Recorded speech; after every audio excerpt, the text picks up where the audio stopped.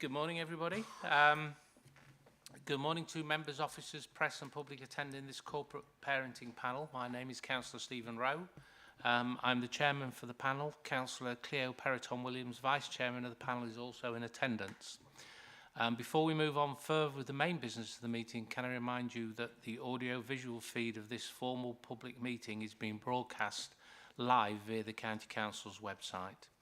I would like to begin with a health and safety announcement. There is no fire drill planned this morning. In the event of the fire alarm sounding, we need to leave the council chamber through the rear doors and leave the building through the reception into the front car park. We then need to wait in the car park until further instructions.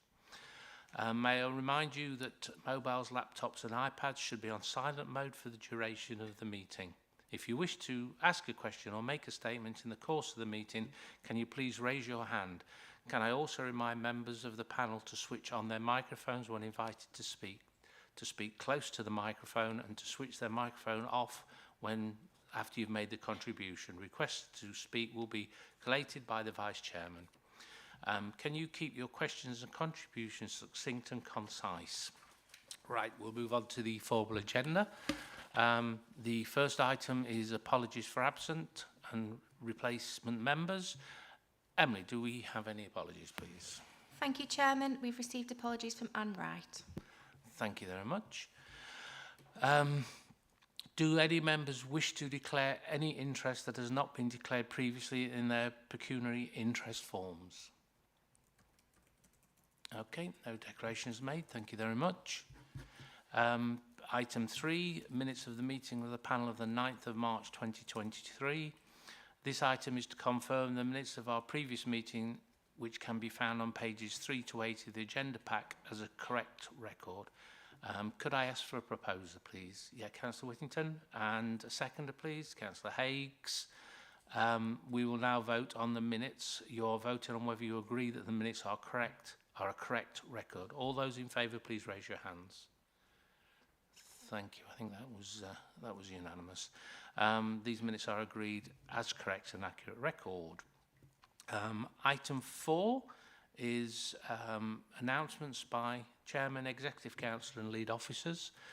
Since the last meeting, you probably know we've had an Ofsted inspection with an expectation of some feedback, or official feedback, in June. We've also had the big conversation, which once again was a very successful event. It was well attended and informative. They always are, and they're a great event to go to. And then finally, I attended the Foster Carers Celebration event, which is the first time I've been to a live one, and it was great. I mean, you sit there and hear about people that's been doing the job. It's not a job. Sorry, Polly. It's not a job.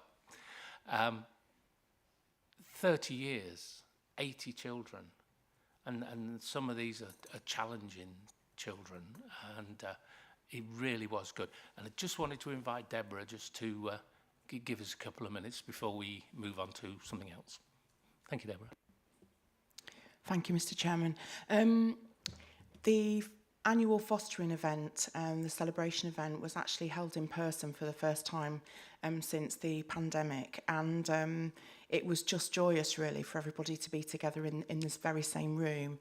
Hosted very well this year at Hemswell Cliff, and we had a full room for those people that were there. I know there's a couple in the room, as well as yourself, Councillor Rowe, but it was just a fantastic event, and the timing of it was unique in a sense that it was at the end of a very difficult 2 or 3 weeks for everyone in the local authority with the Ofsted inspection.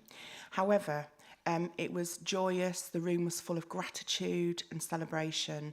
It was very uplifting, and I hope, Polly, as the only foster carer here this morning, and I know that you attended the event, you'd probably agree that it was a really long overdue get-together face to face, but it was quite humbling for me to be there really, and it was just a remarkable occasion to show our actual appreciation for those people that care for our children in care.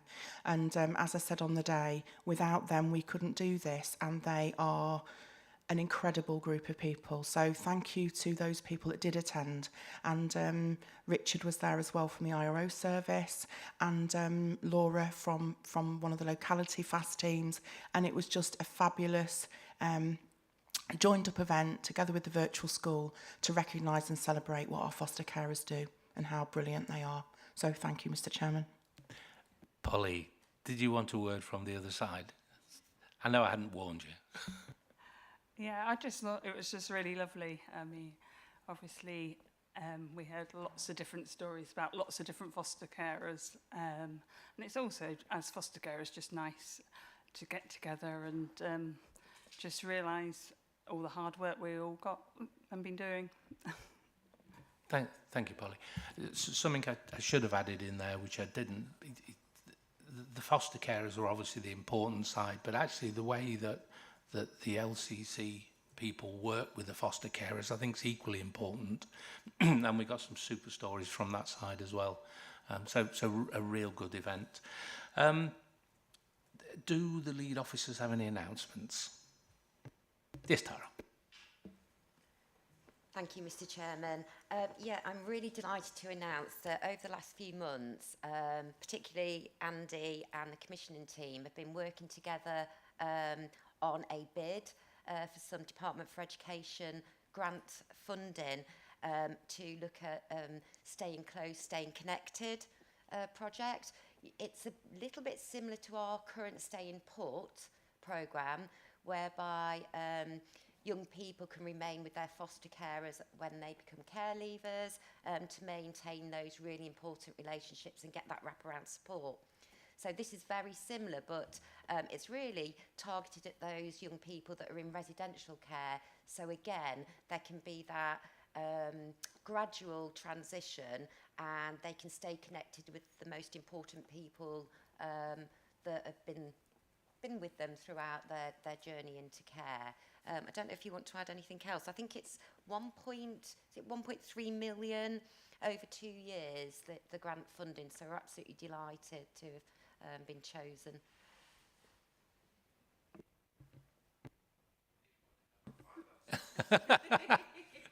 Thank you very much. So we now move on to agenda item 5, which is the Regulation 44 Independent Visitors Report. This item is on page 9 to 36 of the agenda pack and invites us to consider a 6-monthly update on the Regulation 44 Independent Visitor Service, which includes an update on work undertaken between October 22 and March 23. The report will be presented by Richard Stone, Team Manager, Quality and Standards Lead for Children in Care. The panel is invited to consider and comment on the contents of the report and seek assurance that the independent visitors are fulfilling their obligations in visiting the local authorities' homes each month as required and inspecting against the 9 quality standards as outlined in Part 6, Regulation 43 of the Children's Home Regulation 2015. Richard, it's all yours. Thank you very much. Good morning, everybody. I'm here today on behalf of Carolyn Knight, the Head of Service for Quality Standards, to present this report. It's not my day-to-day work area. However, I will endeavour to answer as many questions as I can. You've all had a copy of the full report, and hopefully you've had a chance to read and take some of that in. And I'll give you a brief synopsis now in terms of where we are as a service over the past 6 months, and then invite any questions afterwards. As I say, this is the 6-monthly report, which spans October 22 through till March 23. And I would just firstly like to acknowledge that whilst Carolyn Knight is the author of the report, Kim Murray and Fiona Waters, who are 2 of the Regulation 44 officers, have kindly contributed to the structure of the report. And I just want to acknowledge their work on that. The Reg 44 team is situated within the LADO team within the local authority, and we have 3 Regulation 44 officers who inspect our 8 children's homes on a monthly basis, and on top of that we also inspect the 2 semi-independent living homes we have on a 4-monthly basis. Now this is not mandatory at the current time, however the local authority strongly feel that we would like to maintain some consideration and oversight of this provision from a quality standards perspective, and we feel that's working quite well at the moment. As Councillor Rowe kindly said, we inspect against the 9 quality standards each time we do a visit. Now, how do we do that? Essentially, we visit the homes on a monthly basis and generally spend most of a full day there. The visits are varied across the month. They can be announced or unannounced, and the visage is to capture what the home looks and feels like on a day-to-day basis. And we do this by engaging and speaking with our children, young people that are living in our residential homes. We observe the children and the staff members interacting together in practice, going about their day-to-day business. And we also quite robustly consider the files and the documents held within the homes and the working practices. And we also consider feedback from stakeholders, partners. And it's not uncommon for a Reg 44 officer to speak to an IRO, somebody from school, one of the children's parents. And we do that to triangulate the information to get the best possible feedback on the home in terms of bringing all that together. We don't often consider all of the standards on every visit. And sometimes we prioritise. So we may see a theme. So, for example, if we went into a home where they'd recently had a round of recruitment or there was a new member of staff, we might pay a particular focus on that, speaking to those new staff members in terms of how they was recruited, the level of support they was given through their induction period, the training and development needs of those members of staff, the supervision and support they get, in terms of are they really equipped to give the best possible care to our children. Another example would be if we had a new child moved into a home, we might really scrutinise that child's file in that journey into the residential home. What did that look like? How did we prepare them? How were the other children in that home prepared to accept that new child coming to live with them as part of that group? And again, we would speak to the child, we would speak to other agencies and partners, look at the files. And they're just 2 examples of how we would pick up on a theme that may be current and really scrutinise that. We don't take anything on face value, and we try to be as holistic and triangulate the information as much as we can to bring together all those themes to really highlight the good practice and of course support the homes where we feel there may be some developmental needs. Some things we always consider when we do the visits are the statutory things, like we always review where there's been instances that have taken place with young people. We look at the quality of how they've been managed, the support to the young people that's taken care afterwards and the aftercare provided to them. And where there's been any physical intervention or restraint because a child has felt really uneasy and has not been able to control their behaviours for whatever reasons to them, we just look to have a really good overview in terms of how was that managed. You know, was it managed in the best way? Was any interventions for the least time possible? And overall, what we're finding is where there is an incident where staff have to become involved with the young person to help them work through those periods when they're unsettled, they're managed really well. The care provided to children afterwards we found is really beneficial. There's lots of direct work taking place with those children to help them understand why that might have happened, how they can better equip themselves for the future in terms of building their resilience and support networks. Overall, the Reg 44 officers are finding over the last 6 months, it's been a really positive experience. The managers within our residential homes remain a stable group, and we're finding they're meeting on a regular basis together as a management team with the aim of bringing stability and consistently to the way that we deliver our services, not just to one home, but all of our children's homes. So there's a level of consistency. And of course, this helps when staff move between homes as well. The expectations are there. The team managers within the homes and the senior management team also quality audit each other's work. So no home is polarised. There's a system in place whereby one manager might provide an overview of the work that carries out in another home. And again, that's used to triangulate that information and make sure that as a local authority, we are acting in a really consistent way and we're approaching things from the same standpoint. The care of the children we found has been particularly high again. And we're really grateful for the staff members in our children's homes. Children report that they feel looked after, they feel safe. The Reg 44 officers found that staff are committed, flexible, caring, and despite some of the staffing pressures that have occurred over the past 6 months, they're pulling together. we're finding some staff members are changing shift. They're providing staffing for other homes where there's been some vacancies or absences or sickness.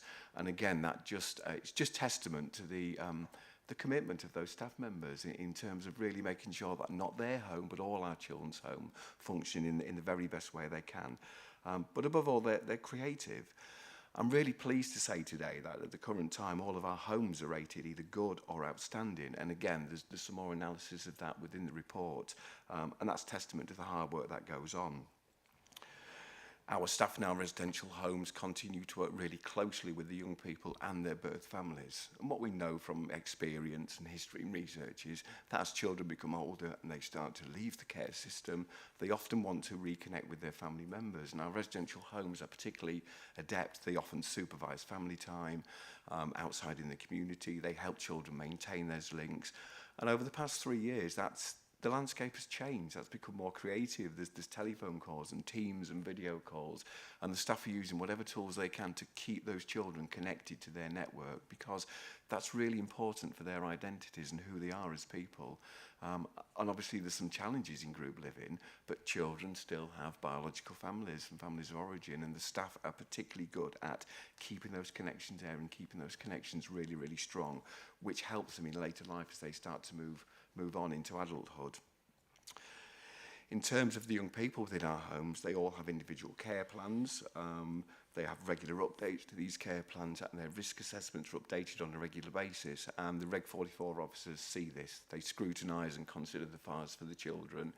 What we find particularly high is where there's been a change in behaviour for a young person, when something may be going on in their life that unsettles them. Their care plans are revisited really quickly. Their risk assessments are revisited carefully and quickly, so that the staff members know what strategies they need to use with those children to try and maintain it and help them along that way. And a success story I want to mention is one of our children's home in Gainsborough North Home have successfully rehabilitated 3 children either back to their birth families or into a foster care placement. And that's really important. Group living is not for everybody. Group living is possibly the last thing we would look for a child, and even though we may move them into a residential home, that is not written in stone. The local authority are always seeking to think, can this child live somewhere in a family environment? Can they return to their family if it's safe with the right levels of support in place? And that is an ongoing piece of work across all our homes. But I just wanted to highlight that's 3 children. That's quite a large number of children from one home we've managed to rehabilitate into a foster placement or back with their family, which is more natural for them. What we found is the way that the homes engage with children is very good and very creative. They use social pedagogy, and I hope I've pronounced that right. And that's a way of working with children, just to really look at, how we engage with them, how they view themselves, how they view the world around them. We use restorative practice and the signs of safety approach. Whenever there's an incident with a young person, or they become unsettled, or there's a change in their behaviour, these approaches are readily used, and we see this in the children's files in a really creative way. The days of sitting down and having a conversation are long gone. It's now very creative, and the way that the staff approach children, they take them out, they do things alongside children, they build those relationships, and what we find is the strength of those relationships through the way they work helps children to develop their identities and feel safe and move on within their lives. In terms of the voice of the children, which is probably the last thing on my brief overview, although acknowledged not as brief as I thought it would be, the children's voices are really, really strong. They're seen to be confident, articulate, and our Reg 44 officers are saying through their observations, they're able to approach staff. They feel safe with them. Children can say what they want, when they want. They don't always get their needs met instantly, but what we're seeing is they are listened to, and their views are always considered. And that's just on a day-to-day basis through observations. There's regular chill and chat meetings where young people are brought together and they're given an opportunity to contribute to how their home is run. And that can be anything from arranging activities in the school holidays or discussing rules and boundaries in the home, bedtimes. But most importantly, they are encouraged to contribute and make a plan together with the staff. So, in the true sense, when we look at that restorative practice, what we're trying to do in our homes and what the officers are seeing is that children are, we don't do things to them, we do things with our children in our homes, and that is the truest sense of restorative practice, and we see that alive every time we go into the homes. Our children's homes are offered regular advocacy, and advocacy workers come into the homes on a regular basis, and whilst all children don't always accept that or want to speak to an independent advocate, they are always offered it, and when the Reg 44 officers speak to them, they are aware of how to access that and who to speak to when they come into home. And again, there's a system in the home for compliments and complaints from the young people. Again, they don't always access that. However, our experience is when we speak to the young children in the homes, they know how to access it if they need to access it, and that is the most important thing. They're helped to attend their children in care reviews, and from the IRO perspective, they're very well prepared. They often do pieces of work with young children before their reviews, outlining what their hopes and aspirations are, what any challenges they're facing are, but more essentially, what is their voice, what do they want to say at their review, what do they want to happen to their care plan. So overall concluding, we found it's been a really positive experience over the past 6 months, and I hope that overview has given you some further insight to the report and helped out. Thank you, Richard. Do we have any questions? Sorry, that was a bit late. Councillor Haig. Thank you, Chairman. Richard, how does the Regulation 44 compare when Ofsted come in? Does it cover everything that Ofsted does plus more, or does it cover different things? And the second question that I have is, do the staff members, do they interact with other homes so that its best practice goes across, or is that refined by a senior tier that take that step forward? Okay, I'll try to answer that. Essentially, the standards set out that we assess on a monthly basis are essentially the standards that Ofsted would come in and assess the homes for. And the purpose of the Regulation 44 visit is to help the homes, I guess if you want, prepare for an Ofsted inspection. We're always aware of any recommendations that Ofsted may make from a previous inspection, and we keep that first and foremost at all times so we can work alongside the homes. But essentially the care standards that are mapped out are what Ofsted would look at, and our job is we are not Ofsted, but it's just to go through that sense of rigour with the homes in terms of if Ofsted were to come in and look at this and this, what would they see? How do you do that? And as I sort of said before, you know, we really try to triangulate that information so nothing's taken on face value. So someone may say to us, we have a risk assessment in place. Well, if Ofsted come in, they'd want to see that risk assessment. They'd probably speak to that young person and say, do you understand that risk assessment? They'd probably speak to a member of staff and say, if this young person presented in a certain way, how would you deal with it? Where's the evidence of that? And the Reg 44 officers very much follow that track. So it's almost it's not an Ofsted inspection, but it's a lighter touch. But our view is to keep the homes on board, work with them, raise any challenges. If we feel there's any developmental issues within the home, we might say, have you thought about this? Have you considered this? So we are a critical friend, you know, and our job is to keep the homes ticking over nicely so that when Ofsted do come, they're well prepared. We are independent of the homes, of course, and very often there's conversations that are not the easiest. Fortunately, we don't have to have many of them because our homes function really well, but the Reg 44 officers are not afraid of stepping in and saying, actually, I've noticed a bit of a blind spot here. Have you thought about this? 9 times out of 10, the homes will come back and say, actually, yes, we've got something in place, or no, do you know what, that's a really good suggestion. We might think to adopt that, or we'll have some discussions around that. So they work with us really well, and we find the process, it's just good, it's quite seamless. And they are open to those challenges and those suggestions as we work alongside together. In respect of your second question, as we said, the managers meet as a group on a regular basis. So from the very top level, the way we do things in the home, the systems, the processes that we follow, the way we engage with our young children and the approaches are consistent across those homes. And that is filtered down into each individual staff team. And that can be common things like dealing with something that's happened in home. How do we do that? What paperwork do we follow? What work do we do with that young person afterwards to prepare them for something like that in the future? And that is consistent across the homes because the way the management team is consistent. But as I said earlier, the staff team are very flexible, and it's not uncommon for staff members to work across the homes where there's staffing vacancies, or maybe we've got somebody that's gone poorly for the week and we need some shifts covering. And the homes, we find, actively encourage that. One, because it plugs that gap and it makes sure that the care for the children is consistent and that there's no drop in that. And two, it allows those staff members to test out different environments.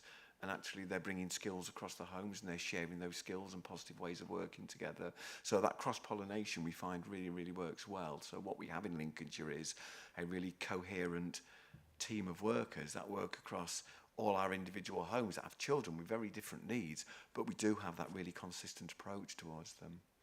So hopefully that's answered your question.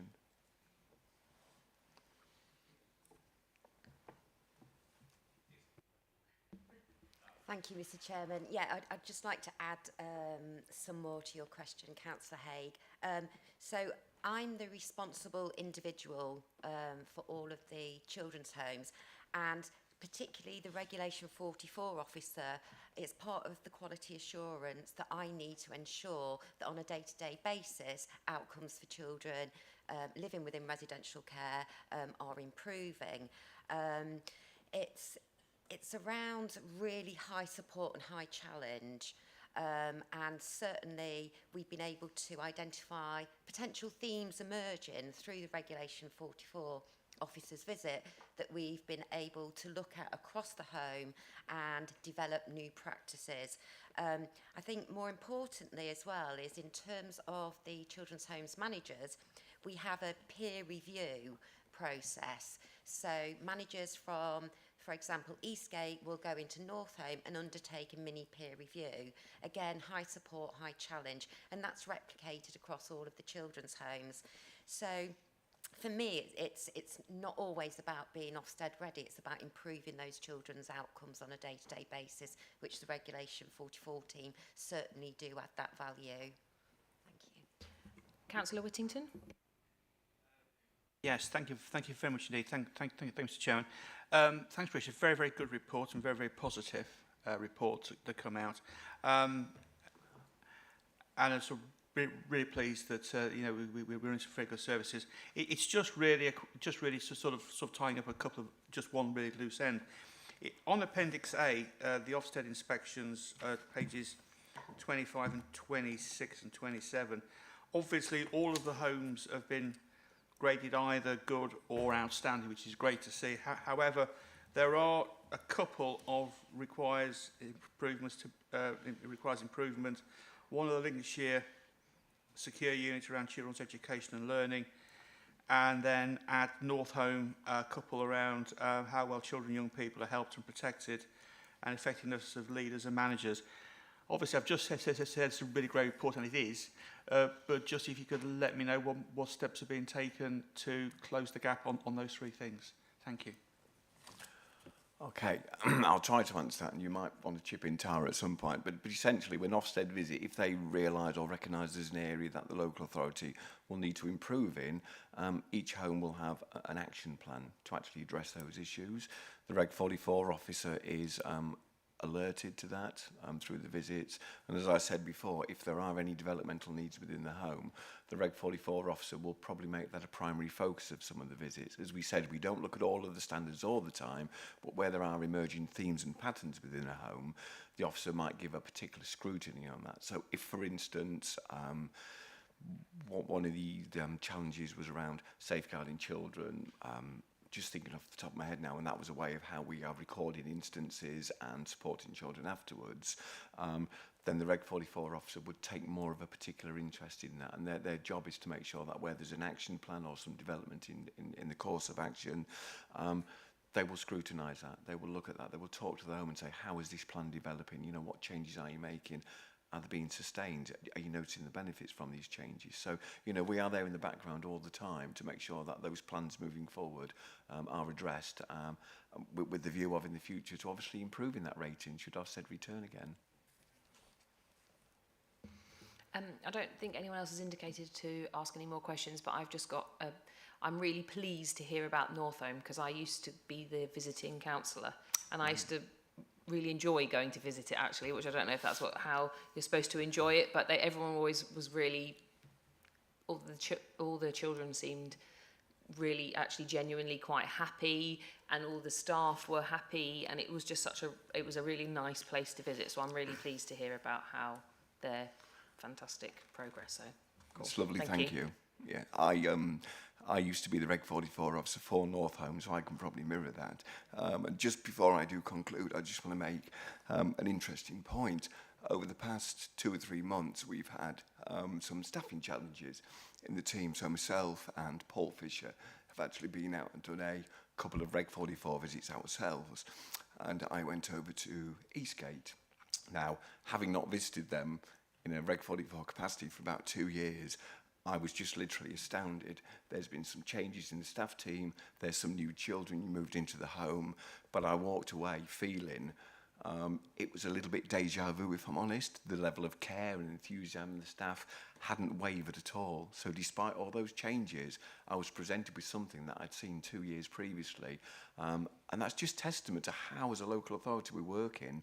And actually nothing had changed in that home, despite the fluctuations of children and staff members. And I just thought, do you know what?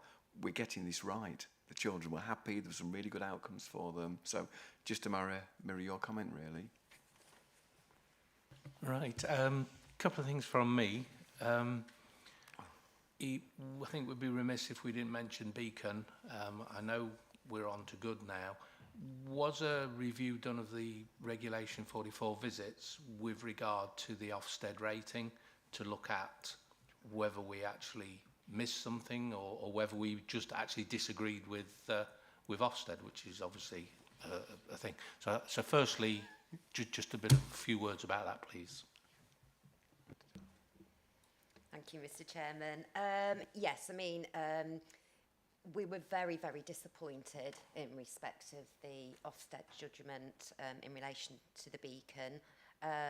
There was not a lot of national issues at that time as well in relation to children with disabilities and residential care. However, whilst it was disappointing, we really appreciate Ofsted's views and we take on board the learning, and we actually rise to the challenge of any feedback from Ofsted.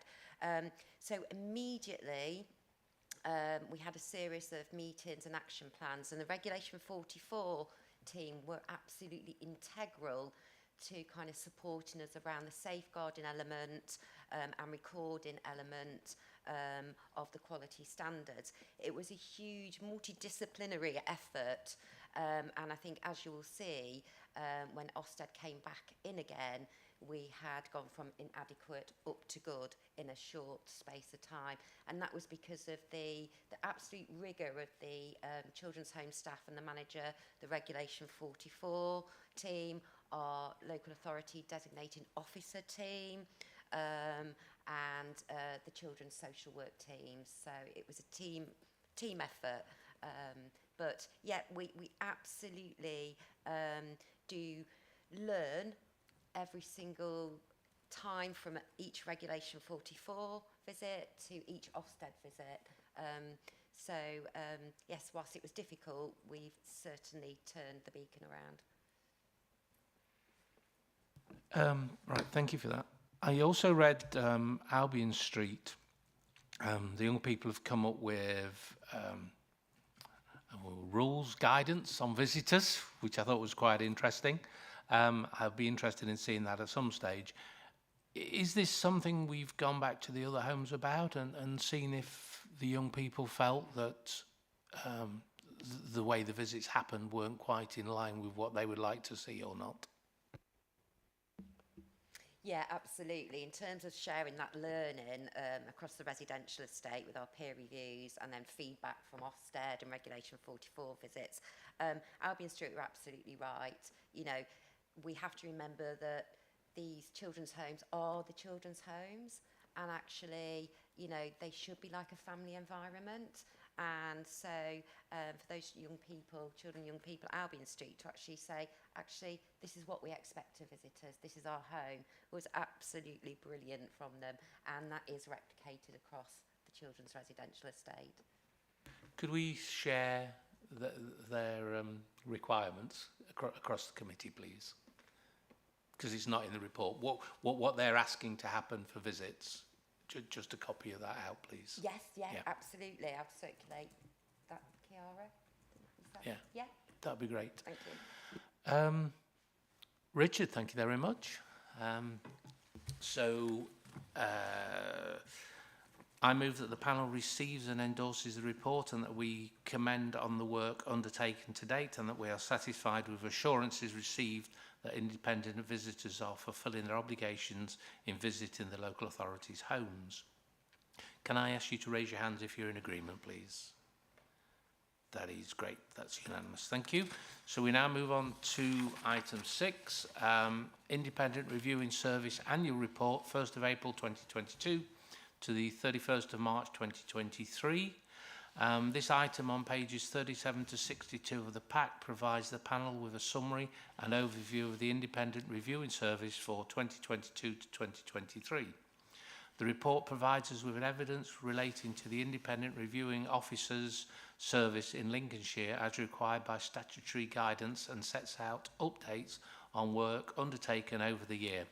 The report also will be presented by Richard Stone, Team Manager Quality and Standards, Lead for Children in Care.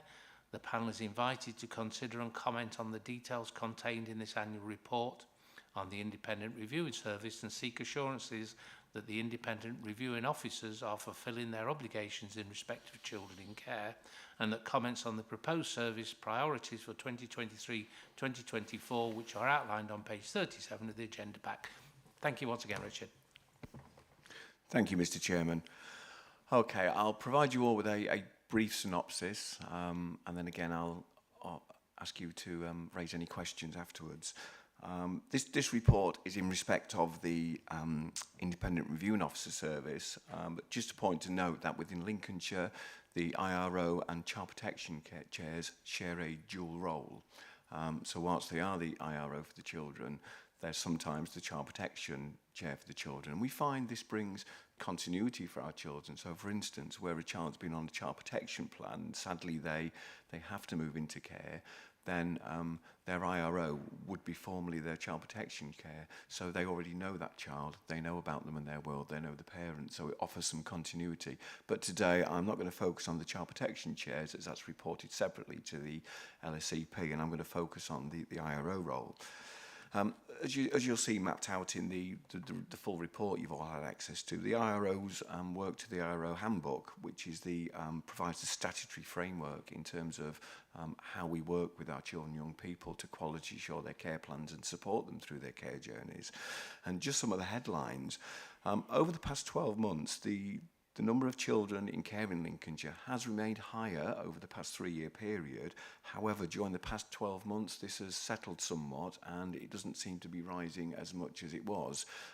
This is in part linked to the national picture. However, it's really important to note out that Lincolnshire, our children in care are lower than our statistical partners. So again, we must be doing something right in terms of that front loading and supporting children to remain with their families rather than come into care. In April 2022, we had 735 children in care, and at the end of March this year, we had 727. So there's no great fluctuations in terms of those number of children. There has been a delay in lots of care proceedings over the past 12 months, and again, that's been a national picture. And that has impacted on the IRO role. And I think it's noteworthy to say that over the past 12 months, there's been a total of 889 reviews have had to be rearranged or postponed or moved at different times to accommodate for short court timetablings, extension for timetablings, and that has produced some additional pressures on the IROs, as you can imagine. But they have stepped up to the plate, and we've been absolutely as creative as where we can to make sure that we do what we need to do, essentially to prevent drift and delay for those children. You know, what we're seeking in Lincolnshire is permanence for these children, the best plans for them at the earliest opportunity, and the IR role is pivotal to that in terms of providing that rigour and oversight and scrutiny of their care plans to make sure that they are the right care plans for them and they are progressing at the right rate without any undue delays. Also noteworthy as well is, and I think if I'm being really honest, sometimes we don't always get it right, and there are occasions where a review may go out of timescales. Over the past 12 months, there's been 8 review meetings that have been held out of timescales, and there's various reasons for this. We try to avoid it wherever we can. Some of the instances might be where perhaps a parent will go into labour and have another child, and practically we have to look at the family first, or a child's moved placement suddenly, or something's happened just prior to their review, and before we postpone or step a review down, we will always ask ourselves, is this really necessary, and does it have to go out of date? However, saying that, if you look at it against the backdrop of the 1,786 reviews that have taken place over the past 12 months, that very small number of 8 is not a bad figure at all, actually. And as I say, wherever we can, we carry on regardless, because we don't want drift and delay for our children. In terms of the IRO team, we've had a stable management team again for the past 12 months. There's 4 team managers.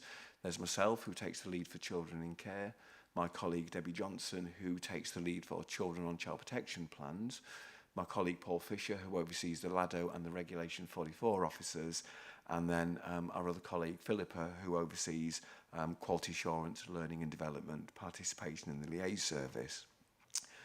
Staffing has fluctuated somewhat over the past year, but we've been very fortunate that not as much as we've seen in some of the national pictures presented.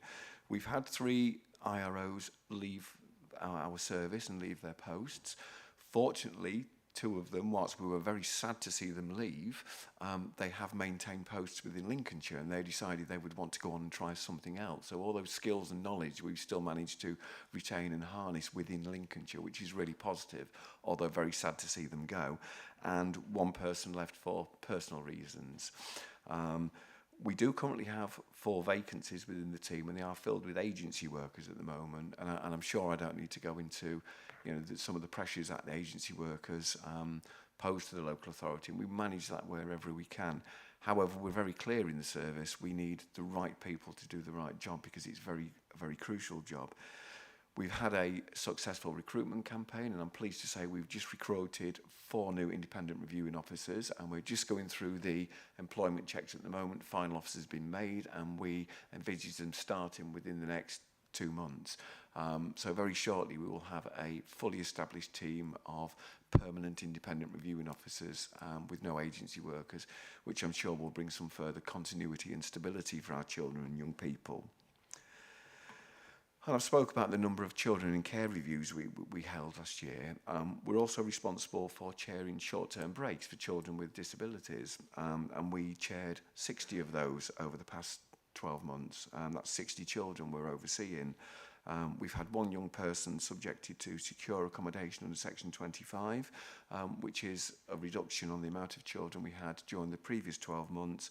And during the past 12 months, we had 55 unaccompanied asylum-seeking children moving to Lincolnshire.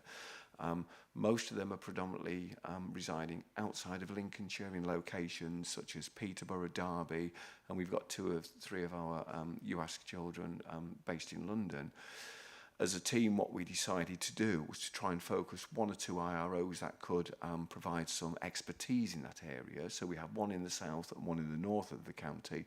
And wherever possible, we try to allocate those young people to those particular independent reviewing officers. They have some really good links with the provision homes. They're able to build up a really good skills and knowledge base for those young people, which are quite a vulnerable group coming into Lincolnshire. And we found that continuity really assists.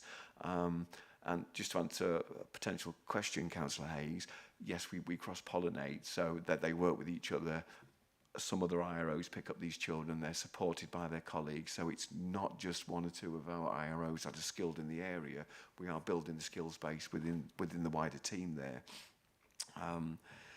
In terms of the reviews we chair in the voice of the children, the landscape's changed, hasn't it, over the past 3 years, and we were able to be more creative with our young children now. And what we're finding is that we can offer engagement with them through text messages, phone calls, video calls.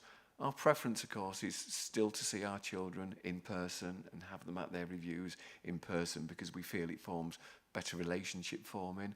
However, for many of our teenagers who prefer to have their reviews held over Teams or virtually, then yes, we're happy to go along with that, because first and foremost, it's that young person's wishes and views that we need to take into consideration. We're always really in tune with the young people in terms of who would they like to attend their review, where would they like their review to be, and wherever we can, we try and meet that young person's needs, because, you know, their review is about them, it's their review, and I think that's the case in point here. It's not a review for professionals to get together and invite the young person, it's their review, and it's our privilege to attend that review and support that young person. So we really take the script and the lead from our young people.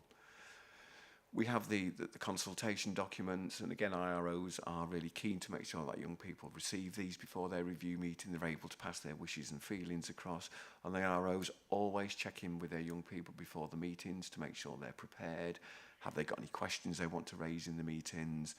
Again, each child in care is offered advocacy. Many children elect not to have an advocate attend a meeting. However, we pull on the knowledge of our very good foster carers and social workers and the other safe people in young people's lives who often advocate and voice on their behalf, but nevertheless they are all offered an independent advocate. And you can see by looking at some of the figures within the report, the figures I took was from the end of March, because unfortunately April's figures weren't available when I wrote this report, but our participation then was standing at 98.4%, which is really good, and that just shows our children are involved in their reviews. They are actively engaged to say what they feel, and whether they voice their opinions in person, through an advocate, through a safe person or their foster carer, their voice is heard, and that's really, really important to us. In terms of the children in care plans, I'm pleased to see that the Value in Care tool that was introduced into Lincolnshire is now fully embedded, and it is business as usual. And the IROs are using this to form the platform for their reviews. And we've seen some really positive results from this. It's not a box to fill in. It's not another piece of paper they need to present to the meeting. Essentially, the Value in Care tool is about looking at all those really important areas in that child's life. And it's completed in consultation with the young person, their foster carers, their parents, and other people working with them. And the IRO will scrutinise that, and they will look at where there's some higher level needs, and they use that for a conversation within the review meeting. So that ensures us that when the young person's care plan is developed, it is linked directly to their needs, and we can ensure that that safety and robustness is there for those children and young people. In terms of the overriding role of the IRO in terms of representing young people, making challenges to the local authority, we've seen again this past 12 months a bit of a shift. What we try to do is to highlight the positive practice. So where a social worker's done a really particular good piece of work for a young person, or we've achieved some really good outcomes, we feed that back to the social work teams, because that is important. I'm sure you'll know, sort of nationally, social work teams are under immense pressure with staffing. And the role of the IRO overseeing the care plan is not always just to raise where something needs to be put back on track. There's many areas where we see some really good practice, and we are keen to highlight that. We do have a process for resolving issues and ongoing challenges with some of our children and young people, and what we try to do is to take very much a restorative approach in the first instance. So where an IRO might notice something that needs to be put back on track, or they may have a suggestion or a recommendation, first and foremost, they'll hold a restorative conversation with a social worker. We like to call it a positive challenge. And what we aim to do is to work through that and unpick it and get back on track as quickly as we can. And that hopefully avoids the need for a formal escalation. Now, there are occasions when formal escalations do need to be raised. We try not to do them. We don't wish to do them. But on occasions where we feel the child's needs really need to be advocated for, we have got the option to raise a formal escalation. Now that will go initially to a team manager, and if it's not resolved, to a head of service, and then potentially through to an assistant director. A high proportion of our escalations resolved at team manager without the need to actually go anywhere. And just looking at the figures, the last 12 months we only had 17 formal escalations that needed to be raised. And when you look at the amount of review meetings and the amount of care plans we review, I'd like to think that's quite positive. The counter to that is the positive challenges are starting to raise, which says to me, actually we're having more of those restorative conversations, we're narrowing down the issues, we're resolving things before they become a greater problem. So that is something that's really positive over the past 12 months. There has been some challenges within the teams. We continue to run at full capacity, and as I mentioned earlier, we've had a lot of reviews that have had to be rescheduled and rearranged, and that does place a lot of pressure on the IRO's time. But they are committed and they are flexible, and there's always a workaround generally. We've noticed there's been some pressure in the locality social work teams, and again, as we've heard earlier, that is a national picture, and wherever possible we try to work with social workers, and if a care plan perhaps hasn't been updated prior to a review because the social worker's been particularly busy or something's happened, rather than just say we're not ready for the review, 99% of the time the IRO will work with those social workers and say, let's get to the review, let's have a conversation, let's talk about this before we go in there, and we make sure that all those reviews are effective. And that's met quite well within the locality teams, because we're able to iron out those issues, and whilst we are there to oversee what's going on, we are there to soothe the waters, so to speak, and we work in partnership with our social workers and agencies, and we're finding that's working really, really well. The IROs are back on the road now more than they ever have been, and foster carers are inviting us into their homes. We're going out, we're seeing children, and due to the physical location where some children are placed, that causes some pressures in terms of travelling time, admin times, never enough hours in the day, but that's social work, isn't it, across the board. But the IROs tackle that with vigour and enthusiasm, and as you've read the report, we move them things through really, really well. Just want to touch on one or two of the priorities moving forward for the coming year, then I will stop and allow any questions to come forward. What we're currently doing is I'm in the process of organising some workshops with CAFCAS. These used to be held quite regularly, but I'm afraid COVID put a bit of a kibosh on some of them, and we want to return to them with some of the delays in court proceedings at the moment and the relaunch of the PLO outline in terms of getting children back on track. We really felt there was some benefit in terms of the IROs and children's guardians working together, and we're going to use those workshops to discuss hypothetical cases in terms of how together we would tackle those issues for children to bring around some really good outcomes. And what we're now starting to do, we're going to invite some locality social workers as well, because we recognise that the IRO, the social worker and the guardians often have very different viewpoints in terms of where we're going with the care plans, but we are all on the same page and we do all want the same outcomes for children. So we hope in these joint workshops will really bring people together and start to enhance some of those working practices. As we mentioned last year, we've now developed a really good induction package for the IROs. So when we have a new IRO come into post, they get a period of work shadowing, they get to observe their colleagues in action, they're fully supported to complete all their mandatory training, and no IRO will start commencing meetings until we're assured that they feel they know what they're doing, they've got the support to do that, and they are eased into the role very gradually and very surely, as much as we can, taking service pressures into account, of course. And what we're finding is that's giving us overall a better outcome when they report back that they are feeling more supportive, and actually they can give more to our children and young people, that they feel more prepared and equipped to do the job we're asking them to do. And I guess one of the main things I'm going to look at over the next 6 months is the way we consult with our children and young people. Now, I mentioned the consultation documents earlier. They've been around for about 12 years now, and what we've realised over the past 2 or 3 years, the world looks very differently. Children like to communicate in a different way. They like to communicate electronically. So I'm working with Katrina from the participation team, and we're going to have a workshop with some young people and some IROs, and we're going to sit around the table and say, how do you want us to communicate with you?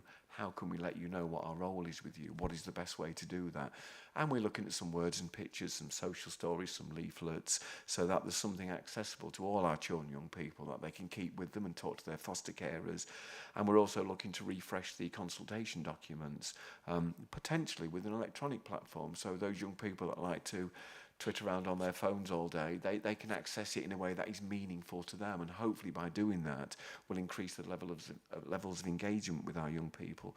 So they're just some of the priorities we're thinking about this year in terms of what is the impact on our young people, and actually how can we lend ourselves to working with them better to give them better outcomes and help them to be heard more effectively, really. Thank you for listening to me, and I'll now invite any questions. Do we have, excuse me, do we have any questions? And nothing, sorry, Mark? Yeah, thanks, Mr. Chairman. Not really a question, but again, just a general thank you for a very thorough report. And it actually just seems, you know, again, testament to our children's services that we always seem to get such positive reports. So thank you very much indeed. Thank you very much indeed, and you're welcome. Okay, Richard, thank you. Thorough report, thorough overview. The proposal is that I move that we receive the report and record our thanks for the overall efforts of the independent reviewing officer, whilst acknowledging workforce pressure and increase of caseloads. That the proposed service priorities be endorsed, and I ask that our views and feedback in relation to these as captured are shared with officers and relevant portfolio holders in support of the efforts. Can I ask you to raise your hands if you're in agreement? Thank you. Thank you once again, Richard. So we move on to item 7, Children in Care School Attendance, Addendum to Virtual School Annual Report for the academic year 2021-2022. This item on pages 63 to 72 of the pack and provides an overview of the school attendance of children in the care of Lincolnshire for the academic year 2021-2022. The information in this report was not included in the virtual school annual report presented in January 23, as national and regional comparative data was not available at the time. The report will be presented by Sarah Lane, interim virtual school head teacher. The panel is invited to consider and comment on the detail provided in the report, which is found on page 65 to 71, and to endorse the report. Over to you, Sarah. Thank you. Thank you, Mr. Chairman.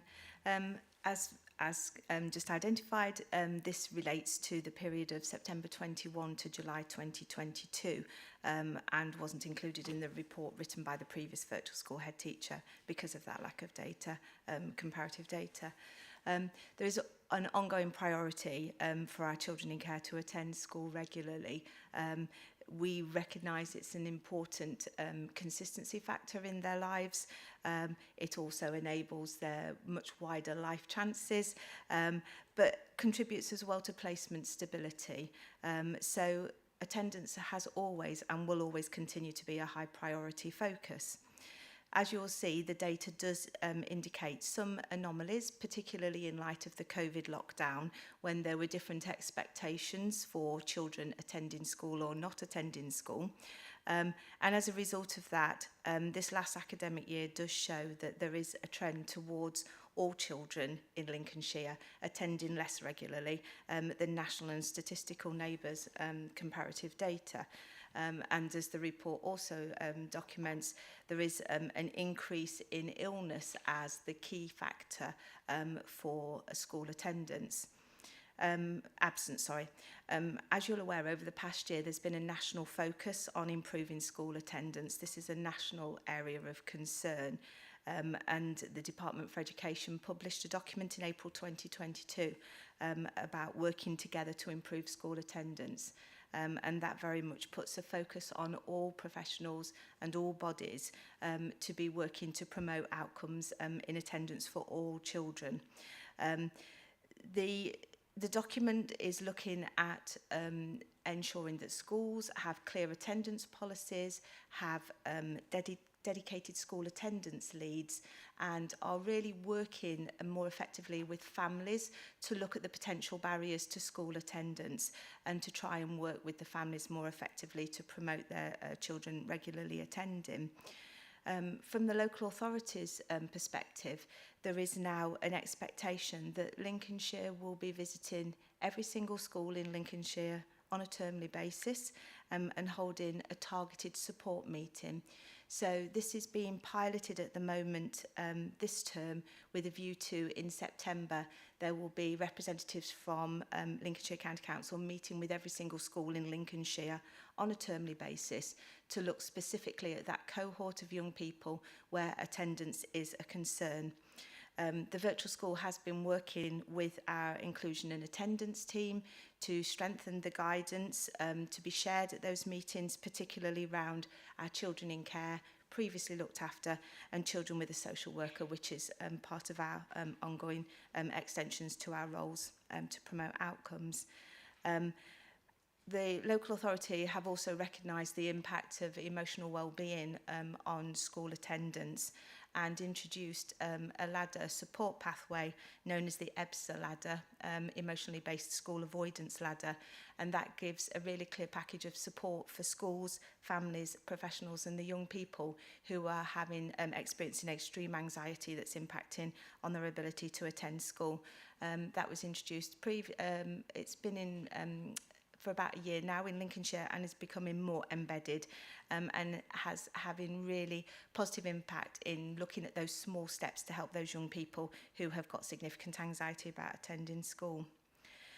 From the virtual school perspective, we have always focused on attendance in our termly personal education plan meetings. Schools have always been asked to report on a young person's attendance, and that has been discussed as part of the PET meeting.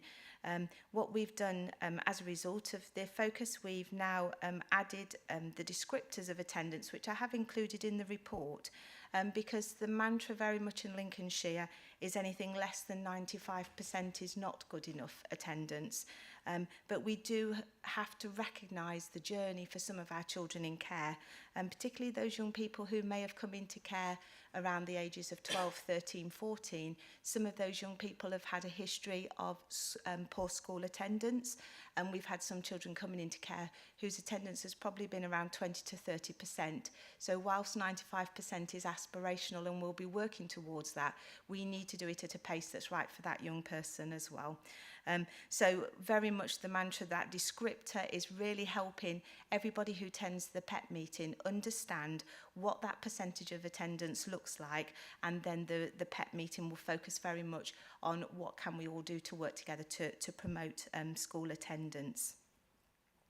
We've also introducing, as a virtual school, half-termly cohort attendance meetings where we're able to look at identifying any young people who may be starting to develop a patterns of reduced attendance, so that we can look at what greater focus can be put in if there is any interventions and support, and what other agencies we need to be working with to try and re-engage that young person in education, because we do recognise we have to identify these trends and patterns early, because not attending school can soon become a habit and a routine, and harder for that young person to then take the steps back into returning to school.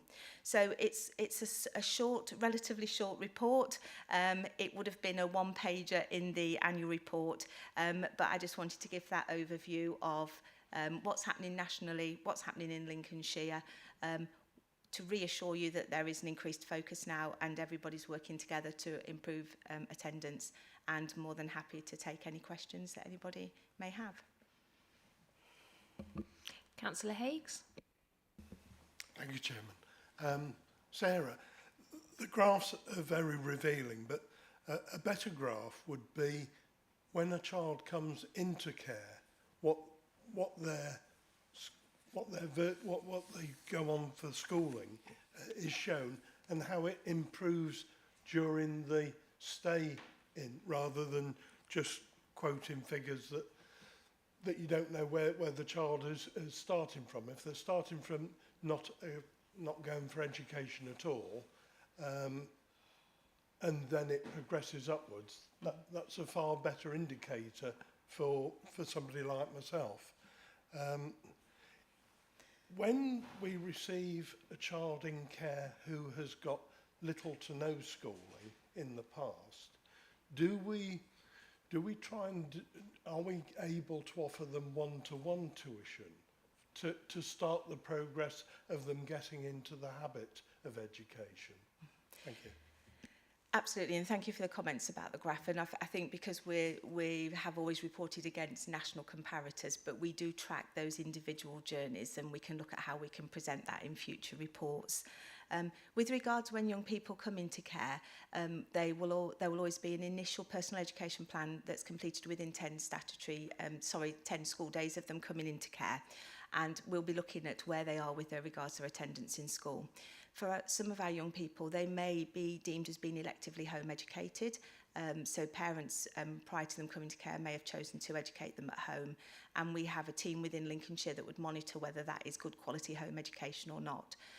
When that young person comes into care, it would be very much the voice of the young person to see what their views are on education. And we've just recently had a young person who came into care at the age of 14, having been previously electively home educated, and is absolutely desperate to get back into school. And we're really pleased to say that she's now started school within a month of being in care, with a very supported transition, so that school fully understand her journey, because she's not attended secondary school at all. So we would look at the individual young person. Tuition serves a purpose, but sometimes tuition become a barrier to attending school.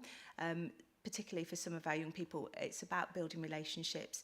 Tuition can offer some support, but we don't want children to get more comfortable in learning in the home environment, because they can't learn all those personal, social, emotional skills. They can't be as part of a group, and they can't be amongst young people who have perhaps those other different life experiences to compare. So whilst we would put tuition in if we felt that was appropriate, we would look at what we could do and work with the schools to have a more phased transition back in, because I think, as I say, tuition is good as an additionality, but it doesn't replace what a full school day can offer. Thank you. I'm really pleased to hear you say that, because I was talking to someone else about school a while back, and I said, but it's not just making sure that you get your GCSEs, it's that social aspect of being at school and having to deal with people. So I'm really pleased you said that. But otherwise, there's no other question, Chairman. I think also, if I can just add as well, those other opportunities, the school trips, the school outings, you know, some of those experiences that our children may not have had. And certainly that's when we would be looking at how we could support that, so the young people can access after school clubs, you know, whatever the school can offer to enrich those young people's lives. Thanks, Sarah. I think I'd like to see an update on attendance quicker than next year. I don't think it wants to be a full paper, and it doesn't have to have the comparisons with the rest of the country, but I think it's important that we see that things are hopefully improving. So we'll mention that in the next item anyway, but as I say, I don't want to make it a full paper. It was just some form of updates. Yes, yeah, okay. So thank you very much again. The proposal is that I move that the report be received and endorsed, and that our satisfaction is recorded over the efforts of the virtual school to ensure that young people are accessing suitable educational provision. I also ask that our comments from discussions as recorded are taken under consideration, and as I've said, that we get a report back at some stage sooner than a year. Can I ask that you raise your hands if you are in agreement, please? Okay, that's great. That is unanimous. Thank you very much once again, Sarah. So we move on to the Corporate Parenting Panel Work Programme, item 8. This item on pages 73 to 76 of the agenda pack enables the panel to comment on the contents of its own work programme. The report will be presented by Chiara, Scrutiny Officer. The Corporate Parenting Panel is asked to agree the work programme and identify any items for future meetings. Over to you, Chiara. Thank you very much, Mr. Chairman. Chiara Caggiano here, designated Scrutiny Officer for this panel. The scrutiny panel work programme is a living document that grows and evolves between meetings. The panel is the custodian of this work programme and is invited to review and comment on its contents and future item allocations on agendas and highlight any additional scrutiny activity which would be included for consideration. All members of this panel are encouraged to make suggestions and recommendations pertinent to specific topics and themes that should be included in future work streams for this panel. You can do this either now or by contacting me offline to discuss your suggestions. And I would like to just take a brief moment to explain the agenda for the next meeting. So our next meeting is on the 6th of July, and we will receive 3 reports, one of them being on children in care performance measures, and that is for quarter 4. We will also receive quarter 4 fostering quarterly performance report, and we will receive the annual report for Lincolnshire Living Care Service, that is the Barnados Living Care Service. As per the previous discussion, we will look into featuring a briefing paper on attendance in one of our future meetings. And this concludes my update to you and members of this panel. Mr. Chairman, thank you very much, and I'm happy to take any questions. Thank you. The date of the next meeting shot out of my head, and I didn't know 6th of July. So we will have had the Ofsted report before then. Is it possible that we get something on that? It didn't sound like it's going to be a massive agenda on that date. Can I leave that for you to work out and see if it works and fits? Yeah, that will work. I'm not quite sure how we normally bring it in, but obviously I think it's important to look at. Any other comments? No, that's great. So I move that we note the report and approve the existing work programme as detailed in 73 to 76 of the agenda pack, and the 2 items that we've mentioned are added in. Can I ask you to raise your hands if you're in agreement? Thank you very much. A brief meeting, but informative one. Thank you all very much, and goodbye.